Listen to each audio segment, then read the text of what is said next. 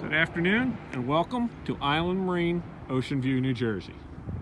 Today we are looking at our trade 2016 21-foot Dauntless Mercury 4-stroke 200 Pro. She's sitting on a Tidewater trailer. Let's go take a walk through the boat.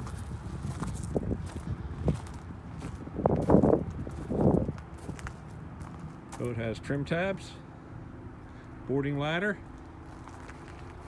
Boat has a ski pole. That's your fuel fill. Let's go inside and look around. Cooler under the seat. It's a flip seat. At the helm, 7610 Garmin, ICOM, VHF, Lenco trim tabs, controls, tilt wheel. As we go forward, cushions forward, rod holders. Boat's equipped with a Minn Kota Riptide with the factory plug.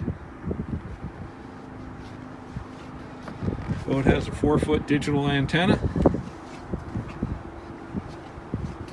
standing platform, back, which becomes the aft seat.